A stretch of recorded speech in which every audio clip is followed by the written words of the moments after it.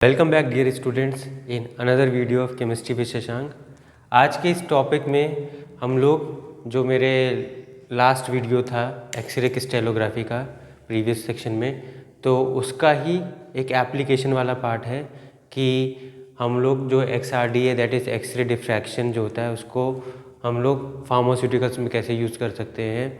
इसका बहुत ज़्यादा क्वेश्चन अगर आप फार्मेसी परस्यू कर रहे हैं तो अगर एडवांस इंस्ट्रूमेंटेशन टेक्निक्स पढ़ रहे होंगे तो उसमें यूटिलाइजेशन में बहुत ये क्वेश्चन पूछते हैं कि एक्सरे डिफ्रैक्शन जो एक्सरे क्रिस्टलोग्राफी है, हमने स्ट्रक्चर एलुसिडेशन में ओरिएंटेशन में तो समझ लिया, मतलब एक बेसिक कंपोनेंट से where we can find the structure of any molecule, crystalline solid molecule का जो होता है with the help of x ray diffraction या XRD के थ्रू कर सकते हैं।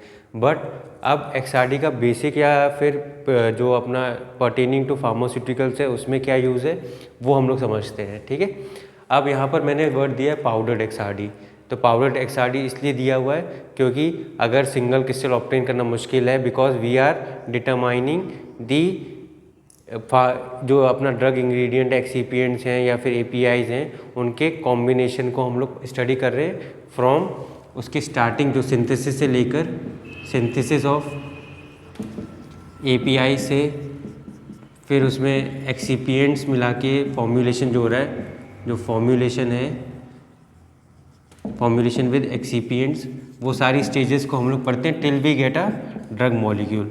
जो हमारा डिज़ायर्ड ड्रग मॉलिक्यूल होता है उसको हम लोग स्टडी करते हैं। अब क्या होता है कि ये जो सारे प्रोसेस होते हैं कहीं ना कहीं फिजिकल और केमिकल प्रोसेसेस होते हैं जहाँ पे हमारे जो मेन एटम होता है, मेन API होता है, उसके स्ट्रक्चर में चेंजेस होने के चांसेस हैं। सो वो क्या करते हैं हम लोग हर एक स्टेज पे we do the powdered XRD of that material to determine to ensure कि हम लोग जो बनाना चाह रहे थे क्योंकि वो हमारा सही है। क्योंकि जब तक हमारे लैटिस पॉइंट्स या फिर हमारा ओरिएंटेशन एटम्स का फिक्स नहीं रहता है अगर किसी मॉलिक्यूल पे, सो आपको भी पता होगा कि ड्रग रिसेप्टर इंटरेक्शन होना इम्पॉसिबल हो जाता है। स्ट्रक्चर तो आपका सेम रहेगा बट आपके ओरिएंटेशन मॉलिक्यूल के चेंज हो गए तो वहाँ पर आपकी डिफ़िकल्टी हो जाती है आपके ड्रग रिसेप्टर इंटरेक्शन कराने में। एंड बाय द एंड अगर आपको जब ड्रग मिल रहा है उस टाइम पे हो सकता है आपका ड्रग वो इनएक्टिव हो जाए, आपके रिसेप्टर पे आके एक्टिविटी शो ही ना करे। So to make sure we do not fall for into these loops holes, हम लोग क्या करते हैं पाउडर्ड XRD करते रहते हैं हर एक स्टेज पर। जब API बनाते हैं तो उसके बाद उसका XRD करते हैं कि हमने जो मॉलिक्यूल बनाया है उसको एलुसिडेट करते हैं that we have found the right molecule. फिर उसके एक्सिपिएंट के साथ मिलाना पड़ता है, we know we have to add so many binders या plasticiser, you know about the excipients, वो सारे एक्सिपिएंट्स डालते हैं। तो हो सकता है आप मल्टीपल पाउडर्ड फॉर्म चीज़ें ऐड करते जा रहे हैं, सॉलिड चीज़ें, तो यूजिंग डिफरेंट टेक्निक्स, तो उस टाइम पे हो सकता हो कि आपका चेंज हो जाए आपके स्ट्रक्चर पर एक्टिव इंग्रेडिएंट के, तो वो भी हम लोग यहाँ पर भी XRD करके इंश्योर करते हैं और till we get the final stage of the drug. तो ये सारे प्रोसेस में हम लोग XRD को पाउडर्ड XRD को यूज़ करते रहते हैं। अब पाउडर्ड XRD करने के लिए क्यों कर रहे हैं, रीज़न क्या है, क्योंकि एक बहुत अच्छा वर्ड है पॉलीमॉर्फिज्म। हमारे जो क्रिस्टल स्ट्रक्चर्स होते हैं या फिर सॉलिड मॉलिक्यूल्स होते हैं, क्रिस्टलाइन मॉलिक्यूल्स होते हैं, उनकी एबिलिटी होती है to make more than one form of that compound. उनको क्या बोलते हैं पॉलीमॉर्फिज्म, मतलब वो एग्जिस्ट कर सकते हैं एक से ज़्यादा क्रिस्टलाइन फॉर्म्स में। बट तो वो चीज़ हमें अगर वो करनी है, चेक करनी है कि वो कहीं पॉलीमॉर्फिज्म तो नहीं हो रहा है, तो उस टाइम पे हम लोग क्या करते हैं APIs को मतलब कि XRD करके पता लगाते रहते हैं। क्योंकि XRD will help us to know the orientation of the molecule, कि हमारा मॉलिक्यूल कहाँ पर है, जो ग्रुप में एटम्स लगे थे वो वहीं पर है, दूसरे फॉर्म में तो कन्वर्ट नहीं हो गए। अब ये पॉलीमॉर्फिज्म जो होता है that can happen due to some process.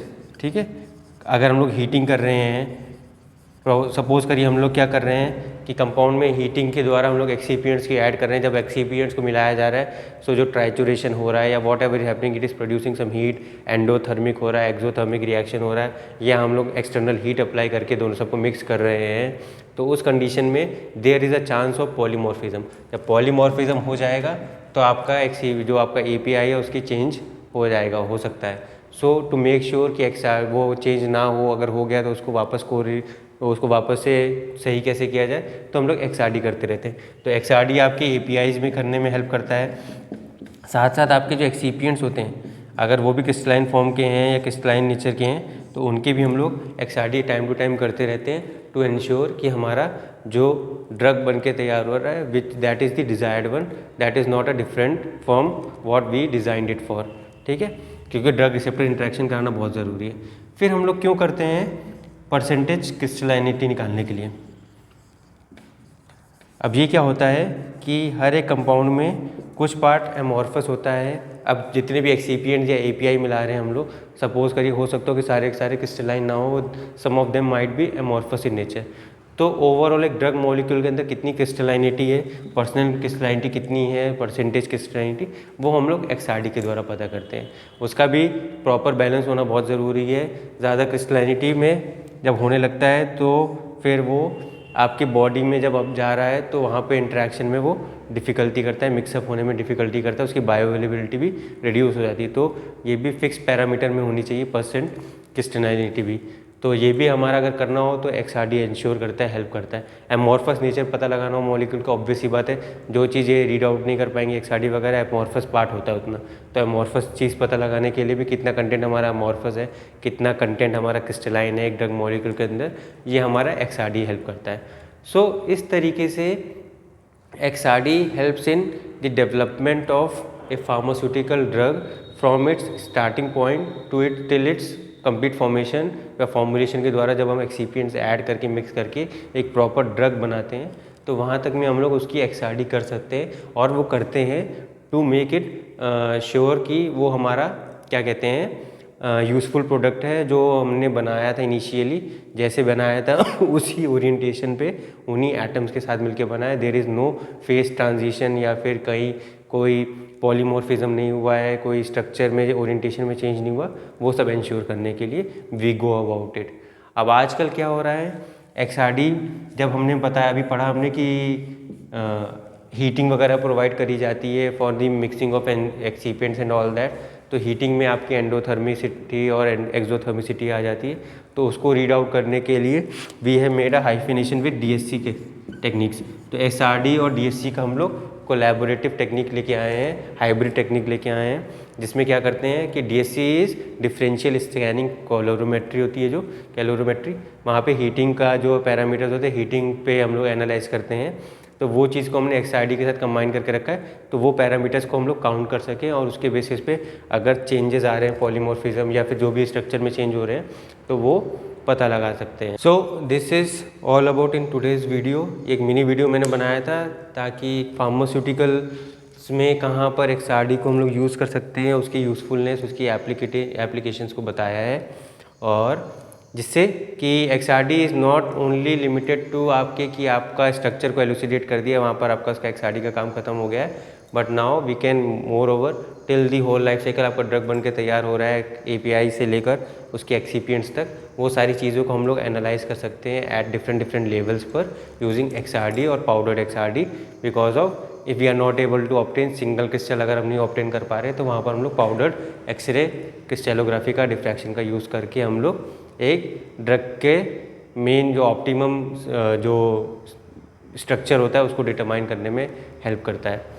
तो आई होप ये स्मॉल सा वीडियो था जिसमें आपको क्लैरिटी मिल गई होगी the use of XRD in pharmaceuticals and you will be able to understand it and now you can easily able to write the content based on your understandings. तो for this video till now I will stop at this point. Please like and subscribe my channel and till then take care. Thank you.